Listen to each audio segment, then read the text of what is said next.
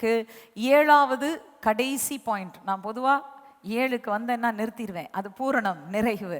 So இன்றைக்கு 7வது பாயிண்ட்டுக்கு நான் வந்துட்டேன். இன்றைக்கு நான் சொல்ல போகும் காரியம், கர்த்தருடைய சித்தத்திலே நிலைத்திரு, தேவ சித்தத்தில் நிலைத்திரு என்பதை நாம் தியானிக்க போகிறோம். சரி, ஏன் தேவ சித்தம்? தேவ சித்தம் என்றால் என்ன? போன வாரம் தானே கீழ்ப்படிதலை குறித்து பேசுனீங்க. அநேக நேரத்தில் நாம் அநேகர் என்ன செய்வோம்னா, கீழ்ப்படிதலையும் தேவ சித்தத்தையும் கன்ஃபியூஸ் பண்ணிக்குவோம். இது ரெண்டும் ஒன்று தான். கீழ்ப்படிதல் என்பதும் தேவ சித்தம் என்பதற்கும் ஒரு சின்ன வித்தியாசம் இருக்கு. என்னன்னா, கீழ்ப்படிதல் என்பது தேவனுடைய கட்டளைகள் எங்கே வெளிப்படுத்தப்பட்டிருக்கிறதோ அங்கேதான் கீழ்ப்படிய வேண்டிய அவசியம் இருக்கிறது. Where God commands us to do something, there we have to obey him. ஆனால் தேவ சித்தம் என்பது, தேவனுடைய கட்டளைகள் எல்லாருக்கும் ஒன்றாய்த்தான் இருக்கிறது. தேவன் பாவம் செய்யாதே என்றால் எல்லாருக்கும் பாவம் செய்யாதே என்ற கட்டளை பொதுவான கட்டளையாய் இருக்கிறது. உன் தேவனாகிய கர்த்தரே அன்றி வேறு ஒருவரையும் நீ சேவிக்காமல் இருப்பாயாக என்று ஆண்டவர் சொன்னால் அது எல்லாருக்குரிய கட்டளையாயும் தான் இருக்கிறது. ஆனால் தேவ சித்தம் என்று எடுத்துக்கொள்ளும் போது தேவனுடைய சித்தம் என்பது மாத்திரம் பொதுவான ஒன்று அல்ல என்பதை நாம் மனதில் வைக்க வேண்டும். தேவனுடைய சித்தம் ஒவ்வொரு மனிதனுக்கும் விசேஷமாய், விசித்திரமாய், வித்தியாசமாய் இருக்கிறது என்பதை நாம் புரிந்து கொள்ள வேண்டும். எனவே ஒரு கிறிஸ்தவனுடைய வாழ்க்கையின் வெற்றி எதிலே இருக்கிறது என்று சொன்னால், ஒரு பெரிய ஊழியம் செய்வதில் அல்ல, அல்லது வாழ்க்கையில் பெருசாக சாதிச்சிட்டேன், நான் கம்பெனியோட சிஇஓவா மாறிட்டேன், அல்லது கோடா கோடியா நான் சம்பாதிக்கிறேன், நான் வெற்றி உள்ளவனா உலகத்தில் இருக்கேன் மனுஷன் சொல்லுவான். என்னை பொறுத்த வரைக்கும் அது வெற்றி அல்ல. உலகத்தில் மெய்யான வெற்றி என்றால் என்ன என்றால், உங்களுக்கென்று தேவனுடைய சித்தத்தை நீங்கள் கண்டுபிடித்து அதிலே நீங்கள் செயலாற்றுவதுதான் மெய்யான வெற்றி. True success is in finding the will of God and doing it while you are on this earth. கண்டுபிடிச்சா மட்டும் போதாது, அதுதான் வேதம் சொல்லுது, அந்த சித்தத்தில் நிலைத்திரு.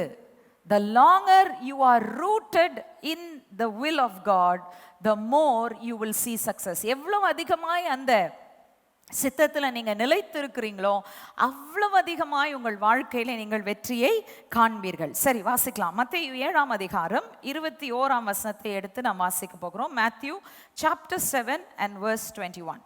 பரலோகத்தில் இருக்கிற என் பிதாவின் சித்தத்தின்படி செய்கிறவனே பரலோக ராஜ்யத்தில் பிரவேசிப்பானே அல்லாமல் என்னை நோக்கி கர்த்தாவே கர்த்தாவே என்று சொல்லுகிறவன் அதில் பிரவேசிப்பதில்லை.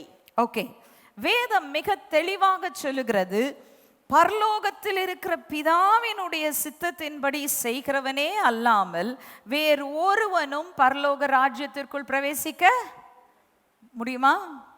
முடியாது. அப்போ என்ன அர்த்தம்? நித்தியத்துக்குள்ள பிரவேசிக்கணும், தேவ ராஜ்யத்துக்குள்ள பிரவேசிக்கணும் அப்படின்னா நான் வெறும் விசுவாசம் வைத்தால் போதாது, நான் வெறும் அந்த விசுவாசத்தை அறிக்கை செய்தால் போதாது, நீதியிலே நின்றால் போதாது, நான் சத்தியத்திலே நின்றால் போதாது, நான் கிருபையிலே நிலை நின்றால் போதாது, தேவனுக்கு கீழ்ப்படிந்து நடந்தால் போதாது. எல்லாவற்றிலும் இறுதியானது என்னன்னு சொன்னா, எல்லாவற்றிலும் எப்பொழுதும் தேவ சித்தம். இப்போ நல்லா அந்த வசனத்தை நீங்க கவனிச்சு பார்க்கும்போது அங்க சொல்றாரு, என்ன கர்த்தாவே கர்த்தாவே கூப்பிடுறதுனால நீங்க பரலோக ராஜ்யத்துக்குள் பிரவேசிக்க முடியாது. You cannot enter the kingdom of God just because you call me father. அப்பான்னு சொல்லிட்டாலே அப்பாவுக்கு பிரியமானதை செய்ய கற்றுக்கொள்ளாமல் இருக்கிற வரைக்கும் அந்த ராஜ்யத்திற்குள் பிரவேசிக்க முடியாது என்று சொல்லி நாம் பார்க்கிறோம். இப்போ ஏன் இந்த சித்தத்தை குறித்து ஆண்டவராகிய இயேசு கிறிஸ்து அங்கே பேசினார்? அதற்கு காரணம் என்னன்னா, இயேசு கிறிஸ்துவுக்கே நல்லாவே தெரியும், உலகத்துல ஒரே சித்தம் அல்ல, தேவ சித்தம் மட்டுமல்ல, 2 விதமான சித்தம் இருக்கு. வாசிக்கலாம். யோவான் 6ஆம் அதிகாரம் 38ஆம் வசனம். யோவான் 6:38. என் சித்தத்தின் படி அல்ல, என்னை அனுப்பினவருடைய சித்தத்தின் படி செய்யவே நான் வானத்திலிருந்து இறங்கி வந்தேன். இயேசு கிறிஸ்து என்ன சொல்றாரு?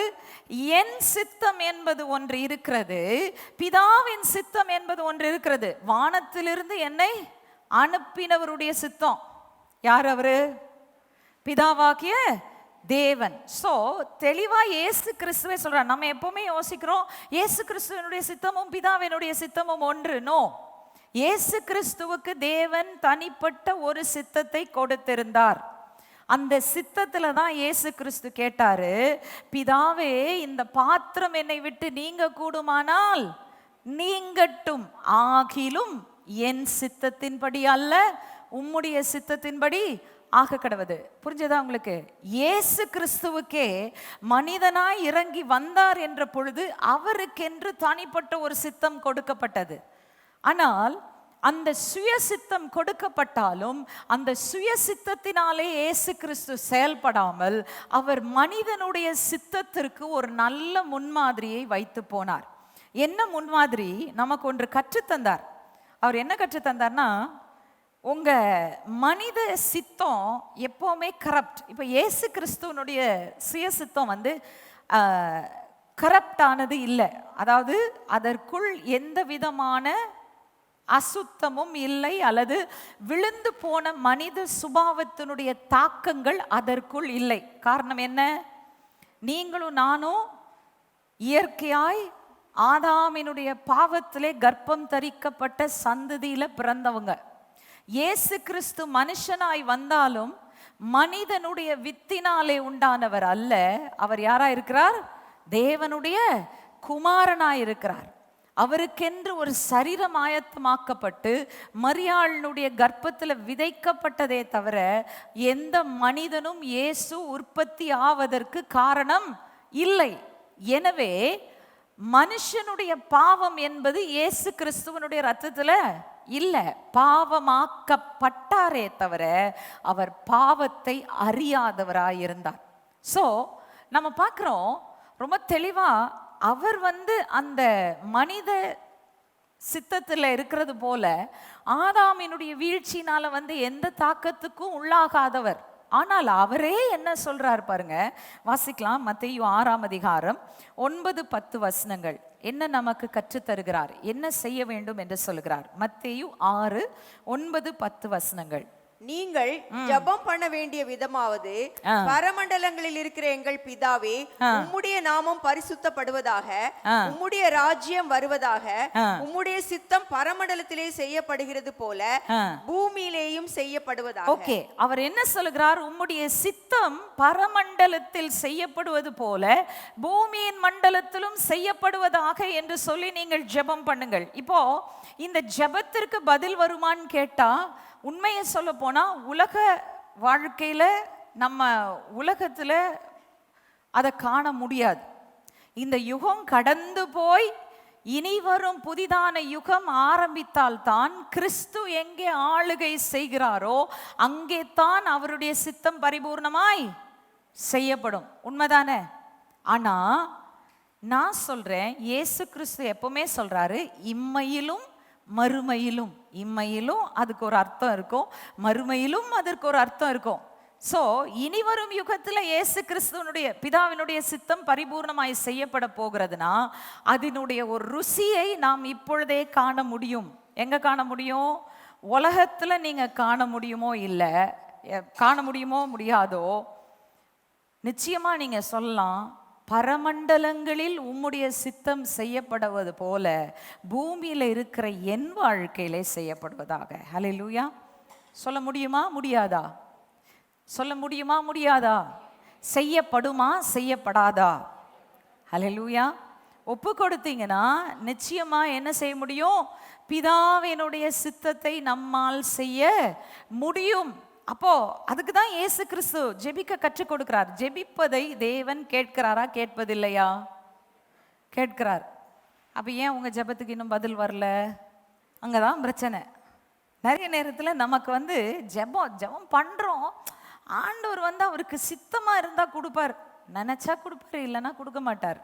நான் சொல்றேன், உங்க வாயில் சொல் பிறவாததற்கு முன்னமே தேவன் உங்கள் விண்ணப்பத்தை அறிந்திருக்கிறார். நீங்க வாயை திறந்து கேட்டுட்டீங்கன்னா நீங்க கேட்டதற்கு நினைப்பதற்கும் வேண்டுவதற்கும் அதிகமாக தான் செய்வாரே தவிர குறைவாய் ஒருபோதும் செய்ய மாட்டார். ஹல்லேலூயா. விளங்குதா உங்களுக்கு? ஸோ விசுவாசிங்க. நீங்க கேட்கும்போது trust that the Lord will do what you ask him. நீங்க சொல்லும்போது சந்தேகத்தோடு கேட்டீங்கன்னா உங்க காரியம் கிடைக்காது. நான் கர்த்தர்ட்ட கேட்கிறேன், எப்பமோ ஏதோ ஒரு காலகட்டத்தில் ஆண்டவர் நிறைவேற்றுவார். நான் நினைக்கிற காலத்துல வராம இருக்கலாம், நான் நினைக்கிற விதத்துல எனக்கு கிடைக்காம இருக்கலாம், ஆனா எங்கேயோ எப்பயோ ஆண்டவர் எனக்கு பதிலை நிச்சயமாய் தருவார். ஹல்லேலூயா. அந்த விசுவாசம் நமக்குள்ள இருக்கணும். ஸோ அந்த விசுவாசத்தோடு கூட பரலோகத்தில் அல்லது பரமண்டலங்களில் உம்முடைய சித்தம் செய்யப்படுவது போல பூலோகத்தில் இருக்கிற என் வாழ்க்கையில உம்முடைய சித்தம் செய்யப்படுவதாகன்னு கேட்டிங்கன்னா செய்யப்படுமா, செய்யப்படாதா? செய்யப்படும். ஹல்லேலூயா. நிச்சயமாகவே செய்யப்படும். ஸோ நம்ம அந்த சித்தத்துக்கு விட்டு கொடுக்கணும். சரி, அடுத்த காரியம் பார்த்தீங்கன்னா, நான் ஏற்கனவே சொல்லிட்டேன், மனிதனுடைய சுபாவம் எப்படி இருக்குதுன்னா, ஆதாமினுடைய வீழ்ச்சியினாலே கரைப்பட்ட சுபாவம். ஆதாமினுடைய பாவத்தினால கரைப்பட்ட சுபாவமாய் இருக்கிறபடினாலே மனுஷனுடைய சுய சித்தம் எப்பவுமே பார்த்தீங்கன்னா தேவனுடைய சித்தத்துக்கு விரோதமா என்ன செய்யுது? போராடுது. அதனால என்னதான் சரி ஆண்டவரே உங்க சித்தமா நான் செய்யறேன்னு நம்ம சொல்லிட்டாலுமே நம்ம உள்ளக்குள்ள இருக்கிற சுபாவம் என்ன செய்யுது? பல நேரத்தில் பயங்கர போராட்டம் நடக்கும். போராட்டம் தேவ சித்தத்தை செய்வதற்கு நம்ம உள்ளத்துல ஒரு போராட்டம் இருக்கிறதா இல்லையா? சொல்லுங்க. போராட்டம் இருக்குதா இல்லையா? நிறைய பேருக்கு தேவ சித்தமே என்னன்னு தெரியாட்டி தான் உங்களுக்கு போராட்டமே வராது. நீங்க ஓடுற ஓட்டத்தில் இருப்பீங்க, கடைசியில் முடிவில் வந்து சேர மாட்டீங்க. தயவு செய்து இன்னைக்கு நல்லா புரிஞ்சுக்கோங்க, தேவ சித்தத்தை என்னைக்கு நீங்க எடுத்துக்கொள்றீங்களோ போராட்டங்கள் உண்டு. போராட்டம் இல்லைன்னு நான் சொல்ல மாட்டேன், ஆனால் அந்த போராட்டங்களுக்குள் ஜெயம் உண்டு. ஹல்லேலூயா. அந்த போராட்டங்களுக்குள் தேவனுடைய பாதுகாப்பு உண்டு. அந்த போராட்டங்களுக்குள் தேவன் எல்லாவற்றையும் பார்த்து கொள்வார். அவருடைய சித்தத்தின்படி செய்கிறவர்கள் ஒருபோதும் வெட்கப்பட்டு போவதே இல்லை. ஹல்லேலூயா. ஓகே, ஸோ எப்படி அந்த சித்தத்தை நாம் செய்ய வேண்டும்? ஏன்னா இந்த போராட்டம் நமக்குள்ள இருக்கு. ரைட், வாசிக்கலாம். முதலாவது எப்படி செய்யணும்? ரெண்டு காரியங்கள் சொல்ல போறேன் தேவனுடைய சித்தத்தை செய்வதை குறித்து. சங்கீதம் 40:8 எடுத்து நாம் வாசிக்க போகிறோம். சங்கீதம் 40:8. என் தேவனே, உமக்கு பிரியமானதை செய்ய விரும்புகிறேன், உமது நியாய பிரமாணம் என் உள்ளத்திற்குள் இருக்கிறது என்று சொன்னேன். ஓகே, தேவனே உமக்கு பிரியமானதை அப்படின்னு தமிழ்ல மொழி பெயர்த்திருக்காங்க. ஆனா உண்மையை சொல்ல போனா அங்க என்ன இருக்கணும்? தேவனே உமது சித்தத்தை செய்ய விரும்புகிறேன். I delight to do your will O God. உம்முடைய சித்தத்தை செய்வதிலே நான் எப்படி இருக்கிறேன்? பிரியமா இருக்கிறேன், வாஞ்சியா இருக்கிறேன். அந்த சித்தத்தை செய்வதற்கு எனக்குள் மகிழ்ச்சி இருக்கிறது. டிலைட் அப்படின்னா என்ன அர்த்தம்? ஒரு சின்ன பிள்ளைக்கு சாக்லேட் காட்டினீங்கன்னா என்ன செய்யும்? எப்படி எழும்பி குதிச்சு கையை தட்டி ஐ சாக்லேட்டுனுமோ அது போல தேவ சித்தத்தை பார்த்த உடனே ஐ தேவனுடைய சித்தம் நான் செய்ய போறேன், ஆண்டவர் என்னை கொண்டு செய்ய போறார். இது ஏன் தர்மா வர்றதில்ல? ஏன்னா சுய சித்தத்தினால நீங்க தேவனுடைய சித்தத்தை தெரிந்தெடுப்பது இல்லை. ஆண்டவர் யோனா மாதிரி சுத்திலும் இருக்கிற கப்பலை அசைச்சி காற்றை அனுப்பி கடலை கொந்தளிக்க வச்சாதான் தேவ சித்தத்தை பல நேரத்தில் செய்கிறோம். நான் ஒன்று மட்டும் சொல்லிடுறேன், யோனாவை நல்லா யோசித்து பார்த்துக்கோங்க. யோனா பல காலங்களுக்கும் பல சந்ததிகளுக்கும் ஒரு மிக முக்கியமான ஒரு உதாரணம். யோனா தேவ சித்தத்தை செய்தார், ஆனால் மனித சுபாவத்தினால என்ன பண்ணாரு? தேவ சித்தத்தை பூர்ணமா செஞ்சாரா? ஆண்டவர் சொல்றாரு நினவேக்கு போ. எங்க போறாரு அவரு? தர்ஷீஷுக்கு போறாரு. ஆண்டவர் இந்த பக்கம் போனா அந்த பக்கம் தான் போகும் மனித சித்தம்.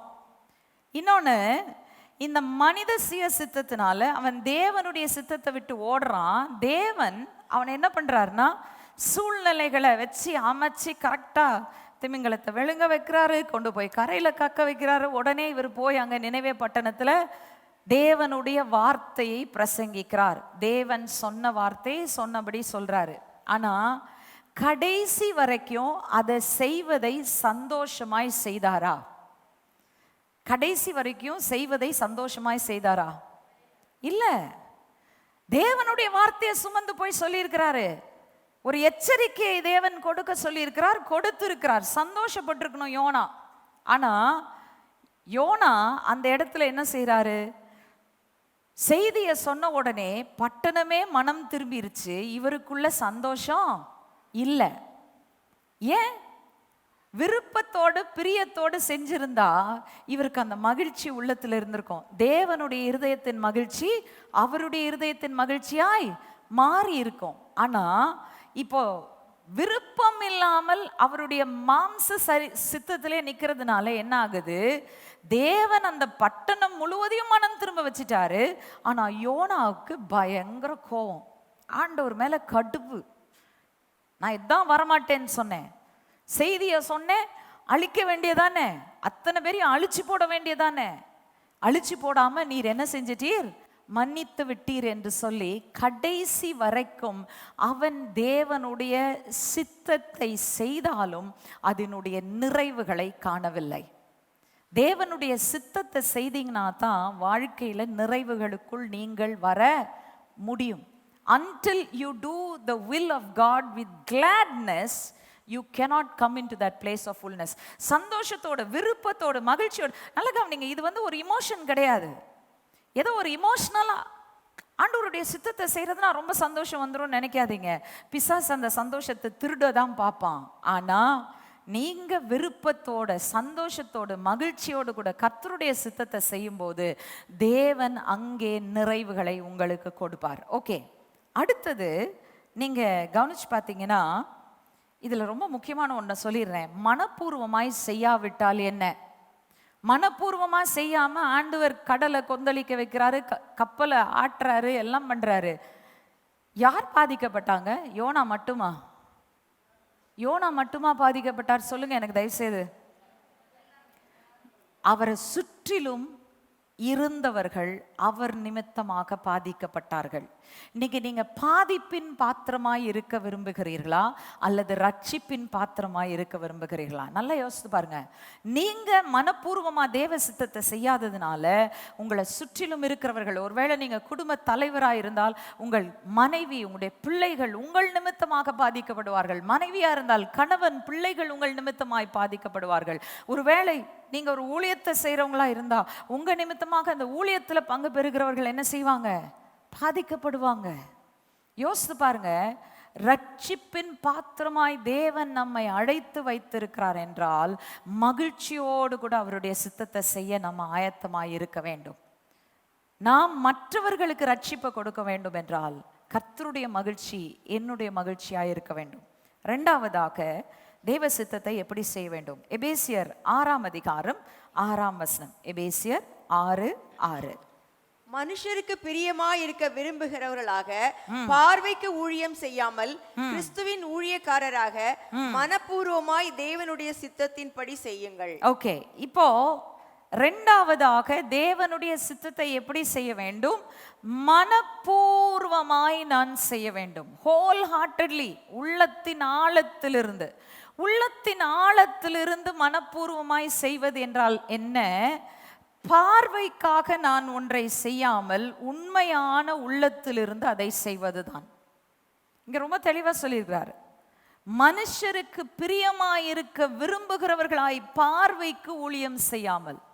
Don't do anything for the sake of the praise of men. மனுஷருடைய புகழ்ச்சிக்காக எந்த காரியத்தையும் செய்யாதீங்க. மனுஷருடைய புகழ்ச்சி உங்களை எங்க கொண்டு போய் சேர்க்கும்? எங்கேயும் சேர்க்காது. தேவன் ஒருவராலே புகழ்ச்சியை பெற்றால் ஒழிய, நல்லது உண்மையும் உத்தமமான ஊழியக்காரனே என் பிதாவின் இளைப்பாறுதலில் பிரவேசி என்று அவர் சொன்னால் ஒழிய பிரயோஜனம் இல்லைங்க. அப்போ மனுஷருடைய நற்கீர்த்தியை, மனுஷர் கொடுக்கும் பாராட்டை பெறுவதற்கு பார்வைக்கு ஊழியம் செய்யாமல் கர்த்தர் உள்ளிந்திரியங்களை ஆராய்ந்து அறிகிறவர், கர்த்தர் எல்லாவற்றையும் காண்கிறவர், அவருக்கு மறைவானது ஒன்றும் இல்லை என்று அறிந்து தேவ சித்தத்தை செய்யுங்கள். ஹல்லேலூயா. ஸோ ரெண்டாவதாக எப்படி செய்யணும்? மனப்பூர்வமாய் நாம் செய்ய வேண்டும். மனப்பூர்வமாய் செய்யாவிட்டால் என்ன? அதுதான் ஆண்டவர் சொன்னாரு, அக்கிரம செய்கை காரணே. விளங்கிக்கிட்டீங்களா? ஏன் சொல்றாரு? மத்தேயு 7 வாசிக்கலாம். மத்தேயு 7:22 வாசித்தோம். இப்ப 23 சேர்த்து வாசிக்கலாம். அப்பொழுது நான் ஒரு காலம் உங்களை அறியவில்லை, அக்கிரம செய்கைக்காரரே என்னை விட்டு அகன்று போங்கள் என்று அவர்களுக்கு சொல்லுவேன். அவர் என்ன சொல்றாரு? நான் ஒரு காலம் உங்களை அறியவில்லை. ஆனா இவங்க என்ன சொல்றாங்க? பிதாவே பிதாவேன்னு சொல்றாங்க. உலகத்தார் தேவனை பிதா என்று அழைப்பார்களா? உங்களை தான் கேட்குறேங்க. உலகத்தார் தேவனை பார்த்து பிதா என்று அழைப்பார்களா? கடவுளே, தேவனே, இயேசு கிறிஸ்துவேன் வேணா கூட கூப்பிடுவாங்க. ஆனா இயேசு கிறிஸ்து பிதாவை யாருக்கு வெளிப்படுத்துகிறாரோ அவர்களை அன்றி வேறு ஒருவனும் பிதாவை அறிய முடியாதுன்னு வேதத்துல சொல்லியிருக்கா இல்லையா? நான் சொல்றேன்னா வேதத்துல சொல்லியிருக்கா? வேதத்துல சொல்லியிருக்கு. அப்போ உங்களுக்கு பிதாவை குறித்த வெளிப்பாடு உண்டாயிருக்கிறபடினால்தான் நீங்கள் என்ன செய்கிறீர்கள்? பிதாவை பிதா என்று அழைக்கிறீர்கள். ஆனால் பிதா என்று அழைத்தும் அவருடைய சித்தத்தை மனப்பூர்வமாய் உள்ளத்தின் ஆழத்திலிருந்து அவருக்கென்று செய்யாமல், மனுஷர் பார்க்குறாங்களே ஐயோ கையில் ஒரு பைபிளை தூக்கிட்டு போகணும், மனுஷர் பார்க்குறாங்களே ஐயோ ரொம்ப பயபக்தியாக நம்ம ஜெபிக்கணும், மனுஷர் பார்க்குறாங்களே தப்பு செய்யக்கூடாது அப்படின்னு நினச்சிங்கன்னா அங்கே பிரச்சனை. மனுஷர் பார்க்குறாங்களே தப்பு செய்யக்கூடாதுன்னு நினைக்கிறதுல என்ன சிஸ்டர் தப்புன்னு நீங்கள் கேட்கலாம். நான் சொல்வேன், மனுஷர் பார்த்தாலும் பார்க்காட்டியும் எப்பொழுதும் எல்லா காலத்திலையும் சரியானதை நீங்கள் செய்யணும். அல்லேலூயா. எத்தனை பேர் ஒத்துக்கிறீங்க என்னோட? பார்த்தாலும் பார்க்காட்டியும் நீங்க எந்த நேரத்திலையும் தேவன் பார்க்கிறார் என்று சொல்லி எப்பொழுதும் எல்லாவற்றிலும் உண்மையாய் சரியானதை நீங்கள் செய்ய வேண்டும். ரைட்? இப்போ இயேசு கிறிஸ்து பரிசேயரை பார்த்து ஒன்று சொல்றாரு. மனுஷன் முகத்தை பார்க்கிறான், கர்த்தரோ இருதயத்தை பார்க்கிறார். பரிசேயர்ட்ட என்ன சொன்னார் பாருங்க. லூக்கா 11:39. கர்த்தர் அவனை நோக்கி, பரிசேயராகிய நீங்கள் போஜன பான பாத்திரங்களின் வெளிப்புறத்தை சுத்தமாக்குகிறீர்கள், உங்கள் உள்ளமோ கொள்ளையினாலும் பொல்லாப்பினாலும் நிறைந்திருக்கிறது. இந்த போஜன பான பாத்திரங்களுக்கும் அவங்களுக்கும் என்னங்க சம்பந்தம்? அவங்க புசிக்கிறதுக்கு முன்னாடி கையை கழுவணும், ஒரு விருந்தில் போய் உட்கார்ந்தா, பந்தியில் உட்கார்ந்தா அந்த பாத்திரத்தை கழுவணும், சுத்திகரிக்கணும். எல்லாம் அந்த பழைய ஏற்பாட்டு காலத்தின் முறைமையின்படி சுத்திகரிப்பும் கழுவுதலும் பாத்திரங்களை சுத்தமாய் வைக்கிறதும் கைகளை கழுவுவதும் கால்களை கழுவுவதும் இதுதான் அவங்களுக்கு முக்கியமா இருந்துச்சு. இதெல்லாம் எதோடு சம்பந்தப்பட்டது? புறம்பான மனுஷனோடு சம்பந்தப்பட்டவைகள். புரியுதுங்களா? நான் சொல்றது புரியுதா? இதை சாப்பிடக்கூடாது, அதை தொடக்கூடாது, அங்கே போகக்கூடாது, இங்கே வரக்கூடாது, இப்படி ட்ரெஸ் பண்ணக்கூடாது, அது செய்யக்கூடாது, இது எல்லாம் புறம்பானது. புறம்பானதுல நீங்க சரியா இருந்துட்டு உள்ளான மனுஷன்ல பொல்லாப்பும் தீமையும் இருந்தால் அதனாலே பிரயோஜனம் இல்லை. தேவனுடைய சித்தத்தை மனப்பூர்வமாய் உள்ளத்திலிருந்து செய்யாமல் போனால் அதுக்கு பிரயோஜனம் இல்லை என்று சொல்லி நாம் பார்க்கிறோம். தேவன் சொல்றது அதுதான். நீங்க எப்படிப்பட்டவங்களா இருக்கணும்? பரிசேயரை போல வெளியிலே நீங்கள் சுத்தமாக இருந்து விட்டு உள்ளான மனுஷன்ல என் சித்தத்தின் மேலே வாஞ்சை இல்லாமல் எனக்காக காரியங்களை செய்யாமல் உங்களுடைய சுய சித்தத்தின்படியும் உங்கள் விருப்பத்தின்படியும் உங்கள் பிரியத்தின்படியும் செஞ்சீங்கன்னா அதனால பிரயோஜனம் ஒன்றும் இல்லை. மனுஷர் வேணா உங்களுக்கு நல்ல பேர் கொடுக்கலாம், என்கிட்ட நற்பேர் எடுக்கவே முடியாது. நம்ம we take things at face value, God takes things at heart value. நம்ம முகத்தை பார்த்து மதிப்பிடுறோம், அவங்க வெளி தோற்றத்தை பார்த்து மதிப்பிடுறோம். நம்ம சிலரை தீர்க்கிறோம், இவங்க சோம்பேறி, இவங்க ஐயோ இவங்களை பார்த்தாலே கொஞ்சம் பொய் சொல்லுவாங்க போல இருக்கு, இவங்க பார்த்தாலே மேட்டிமைவானவங்களா போல இருப்பாங்க போல இருக்கு, இவங்களை பார்த்தாலே இப்படிதான், இவங்களை பார்த்தாலே அப்படிதான். முடிவு பண்றோமா இல்லையா? நீங்களும் நானும் வெளியில பார்த்து முடிவு பண்றோம், கர்த்தர் உள்ளத்தை பார்த்து முடிவு பண்ணுகிறார். கொடுமையான பாவியை கூட அவர் நீதிமானாய் காண்கிறார். அல்லேலூயா. கொடுமையான பாவியை கூட அவர் நீதிமானாய் காண்கிறார். ஆனா நீங்களும் நானும் அவனை பாவி என்று தீர்த்து அந்த பாவத்திலிருந்து அவனை எழும்பவே முடியாம இந்த பெட்டியில கடைசியா ஆணி அடிச்சு கீழே கல்லறைக்குள்ள இறக்குற மாதிரி அவனை முற்றிலுமா அதிலேயே வச்சு அடிச்சிருவோம். அந்த சாயல் தான் உனக்கு, நீ மாற்ற முடியாது. நான் சொல்றேன், நாம் கர்த்தர் காண்கிற விதமாய் காண அறிந்திருக்க வேண்டும். தேவனுடைய சித்தத்தை மனப்பூர்வமாய் செய்ய வேண்டும். தேவனுடைய சித்தத்தை மகிழ்ச்சியோடு கூட செய்ய வேண்டும். சியோன் விசுவாச தேவாலயத்தில் வழங்கிய மற்ற தேவ செய்திகளை பார்க்க விரும்பினால் யூடியூபில் ZFT சர்ச் என டைப் செய்து உங்களுக்கான தேவ செய்திகளை கண்டு கேட்டு ஆசீர்வதிக்கப்படுங்கள். மேலும் சப்ஸ்கிரைப் செய்து பெல் பட்டனை அழுத்தினால் உங்களுக்கான தேவ வார்த்தைகளை உடனுக்குடன் அறிந்து கொள்ளலாம். இந்நிகழ்ச்சி மூலம் மற்றவர்களும் பயன்பெற ஷேர் செய்யவும். கர்த்தர் உங்களை ஆசீர்வதிப்பாராக.